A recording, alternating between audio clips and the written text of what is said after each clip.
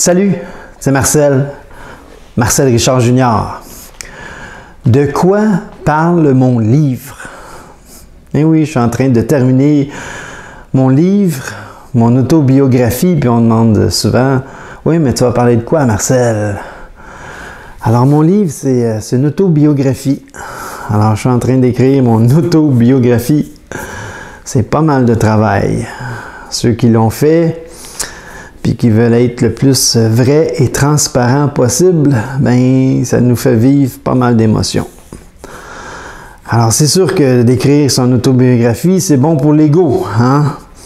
Mais moi, j'essaie d'écraser mon ego, là, parce que je n'ai rien à foutre de qu'est-ce qui est arrivé, c'est le passé, mais le passé aide à nous avoir un meilleur futur. Alors, mon intention, c'est vraiment de vous raconter ça pour vous inspirer, puis si vous vous identifiez à quelques-unes de mes histoires, bien, tant mieux, puis si ça vous donne des ailes pour pour avoir une meilleure vie, bien, tant mieux, c'est ça mon intention, c'est de vous inspirer puis vous motiver.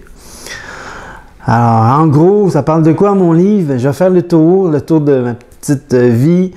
Le livre va s'appeler « As-tu vu, j'ai rebondi ». As-tu vu, j'ai rebondi.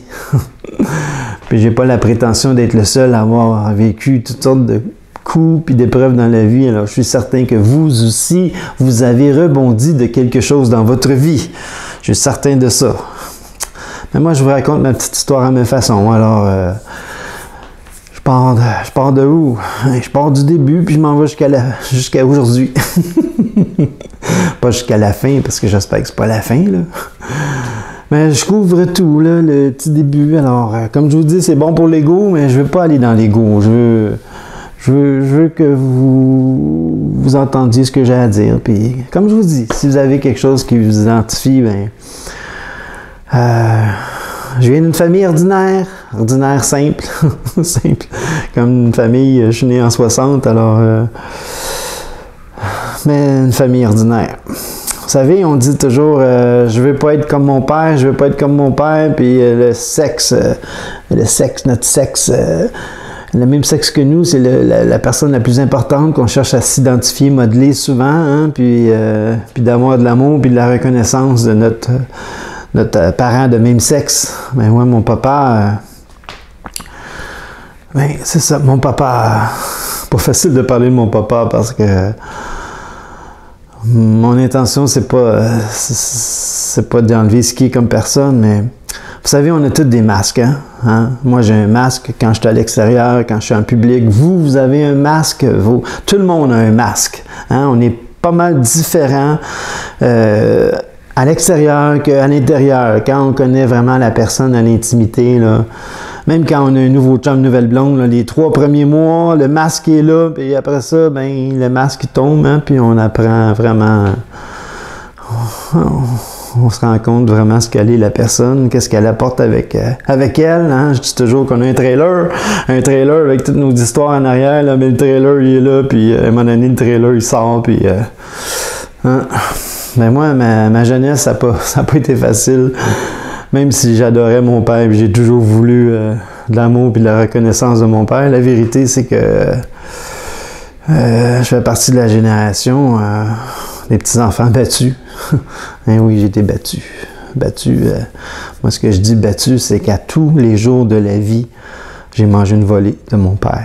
À tous les jours de la vie, à partir de l'âge de 8 ans, 2e, 3e année. Là. Ça a commencé à l'école. Hey, 1967-68, j'avais 7-8 ans. Le directeur de l'école m'avait fait mettre les mains comme ça, puis il m'avait donné la strap dans les mains. C'était ça, la strap, là, parce que j'avais été tannant. Là. Paf, paf, paf. Mon père, c'était un homme pas mal dominant, pas mal fort, puis autoritaire. Il est allé voir le directeur, il a dit « Hey, toi, là, touche plus jamais à mon enfant. » À partir de là, c'est lui qui a commencé à me sacrer des volets. Ouais. Tous les jours, quand j'étais jeune, rentrais, j'étais toujours couché dans le lit parce que ma mère m'envoyait dans mon lit. « Ah ouais, dans ta chambre! » Là, mon père arrivait 6h, 6h05, 6h10, tournait, rentrait dans ma chambre, baissait mes culottes, puis c'était 7 tapes ses fesses, là, 7. Puis quand il était fâché, là, il avait passé une mauvaise journée, c'était 12. Ah, tous les jours de la vie, jusqu'en secondaire 1. Secondaire 1, la dernière fois, je raconte ça, c'est drôle. Secondaire 1, dernière fois, dernière étape. Non, une baisse à pas culotte dans ce temps-là, j'avais 12-13 ans. Après mes 7 coups, là, je rentrais dans la chambre. Là, je m'étais levé debout, là, 12-13 ans. J'ai regardé dans les yeux, j'ai dit, t'as-tu fini? Il m'a mis sur ses genoux, puis il m'en a sacré 12 autres. Mais ça avait arrêté là. Alors, c'était la dernière fois que je m'étais fait manger à voler de mon père. Mais mon père, c'est un homme formidable. Je l'ai aimé sans condition, mon père, pareil, hein. Tu sais, on dit toujours, je veux pas devenir comme mon père, mais finalement, je deviens comme mon père. J'ai eu le même travail que lui, technicien Bell Canada, puis 18 ans, commencé comme lui, puis la même moustache que lui, alors même chose que lui, comique, drôle, un bouffon. Mais dans la maison, le silence complet. Il parlait pas, mon père. Silence complet. Il ne nous parlait pas. Même dans la voiture, je me promenais avec lui toute seule, j'allais au hockey, il ne me parlait pas, ne m'a jamais motivé. Puis comme beaucoup d'entre vous, j'ai jamais eu le « je t'aime mon petit gars ». Moi, j'ai jamais dit ça.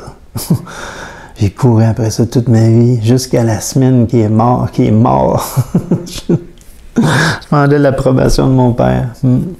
Ma mère non plus, froide comme un iceberg. Pas d'amour, pas d'affection de ma mère. C'était ça ma jeunesse. Pas de communication, c'était froid dans la maison.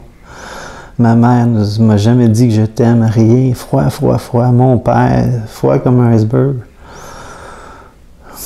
Alors c'est ça mon enfance. Alors, j'ai passé ma vie à courir après le je t'aime, hein, avoir de l'amour puis de la reconnaissance. Puis je me disais dans ma tête, ben mon excuse c'était, tout le monde fait du mieux qu'il peut au point où il est rendu. Lui non plus. Son père, il a sacré le camp quand il avait 8 ans. Ouais, 3 enfants. Le grand-père sacre le camp, laisse les 3 enfants, les 3 frères avec leur grand-mère toute seule. Qui a été chantée Alice Robbie, chanteuse d'un club. Alors mon père a fait du mieux qu'il peut au point où il savait, mais...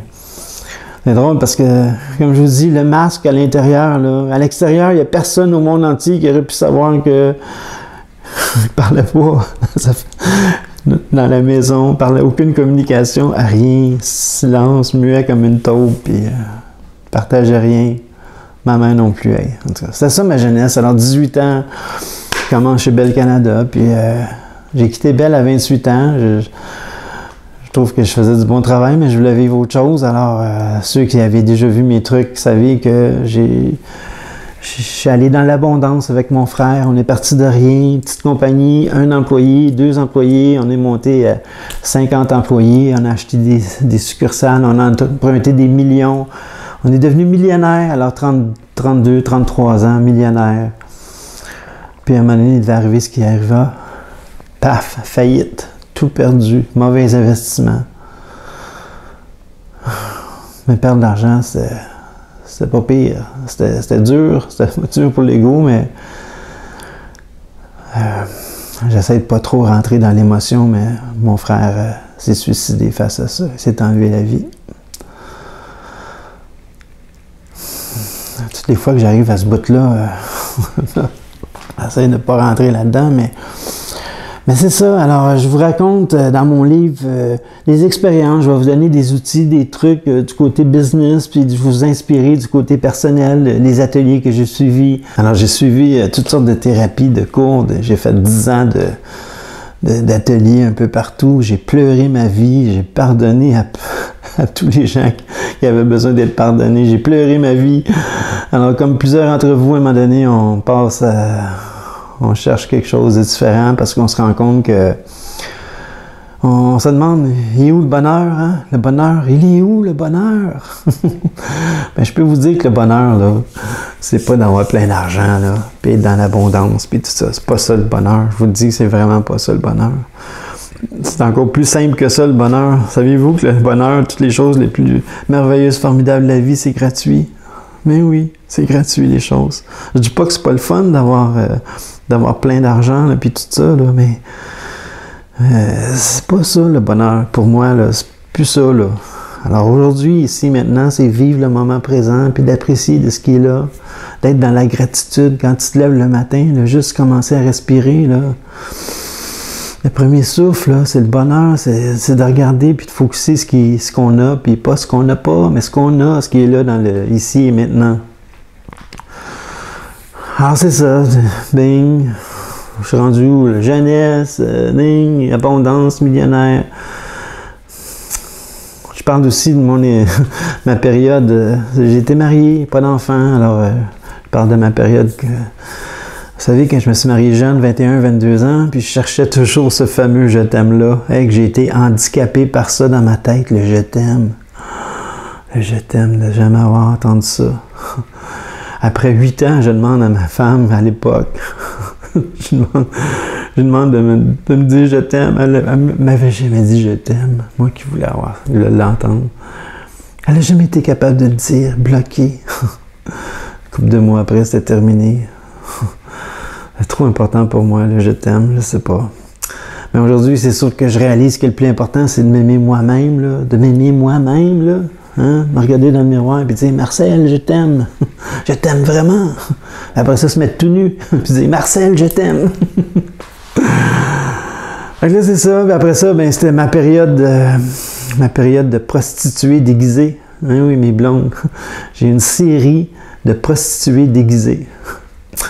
Je sais que c'est pas fin là, à dire ça, là, mais mon intention, là, c'est, je vous dis, j'ai beaucoup de respect pour l'être humain. J'adore l'être humain, la femme, j'aime l'être humain, mais à cette époque-là, c'est ce que j'attirais. Alors, c'est ce que j'étais, j'attirais dans le être plus que le paraître. Alors, je vous dis, les femmes, là, à cette époque-là, ils reconnaissaient ça, une Rolex, hein? Une montre à 15 000 $, là, ils voyaient ça de loin. Mais c'est ça, j'étais comme ça, j'attirais ça, mais d'être conscient que j'étais pas vraiment dans l'amour, hein? C'était pas vraiment la vraie amour, là. C'était pas vraiment la vraie intimité, puis... en tout cas, je me suis planté, je me suis fait mal longtemps, puis souvent, puis j'ai pas eu d'enfant. J'ai vécu une couple d'avortements, peut-être 3, 2, 3 avortements. En tout cas, un avortement, c'est sûr, parce que j'étais là. Ceux qui sont déjà fait, les femmes qui sont déjà faites avorter. Moi, j'étais assis à côté de ma blonde à l'époque. Ça faisait 1 mois, 2 mois qu'on était ensemble. On était dans l'amour, la passion, mais elle est devenue enceinte. Elle n'est pas tombée enceinte, parce que tomber, ça fait mal, mais elle est devenue enceinte. J'étais là à l'avortement, là, je tenais la main sur la petite chaise, elle, avec les jambes en haut dans les airs. Là. Puis là, le docteur qui arrive là, avec son tuyau. Là. Puis là, il part la machine, ça fait... Le bébé est rendu dans la balayeuse. Le bébé était rendu dans la balayeuse. J'ai un bébé balayeuse. C'est ça l'avortement. Hein? Je sais pas qu'est-ce qu'ils font, l'ovule, l'œuf, ou je sais pas trop qu'est-ce qu'ils font avec ça, mais le médecin il est parti tout de suite courant avec la balayeuse, il est allé à quelque part. Hey, c'était en 1970, 80, j'avais 30 ans, mettons, proche, 70, 80, en 1990. Dans ce temps-là, c'était comme ça les avortements. Les bébés balayeuses. Parce qu'il y a peut-être quelqu'un qui me ressemble, là, à quelque part, là. En tout cas, si tu me ressembles et t'écoutes ça, c'est parce que t'as passé par la balayeuse. Là, je ris de ça, mais c'est pas drôle, hein. Je peux vous dire que j'ai broyé ma vie, hein. J'ai presque été papa. Mais c'est ça, alors, je raconte en gros l'histoire. Ma petite histoire, moi qui n'est pas différente de la vôtre, mais si je peux vous inspirer, puis vous donner des outils, puis des techniques. Alors c'est ça, comme je vous dis, mon livre va s'appeler « As-tu vu, j'ai rebondi ». Ceux qui veulent m'encourager, on dit toujours, les gens, on achète toujours des gens qu'on aime ou qu'on respecte. Alors s'il y en a là, parmi vous qui m'aimez un petit peu ou qui veut me respecter, ben, si vous voulez m'encourager, ben, envoyez-moi 25 $ PayPal là, ou Interac là, avec mon courriel, puis je vous promets que aussitôt qu'il sort, je vais dédicacer le livre et je vais vous l'envoyer par la poste. Alors, si vous voulez m'encourager, mon courriel, c'est Marcel Richard Junior, Junior, commercial, gmail.com. Alors avec ça, vous êtes capable d'envoyer ça Interact, là, avec votre compte de banque. Je ne sais pas si vous l'avez déjà fait, ou vous envoyez 25$ ou PayPal. Alors c'est ça. Alors c'est ça mon message. Là, je cherche si j'ai d'autres choses à vous dire, vous raconter. Non, c'est ça l'essentiel. Alors la prochaine fois que les gens me demandent « Hey Marcel, va parler de quoi ton livre? As-tu vu? » J'ai rebondi. Je vais leur dire « Allez écouter ma capsule. » Comme ça, je vais sauver la salive. Alors, je vous salue. Prenez soin de vous, puis portez-vous bien. Bye.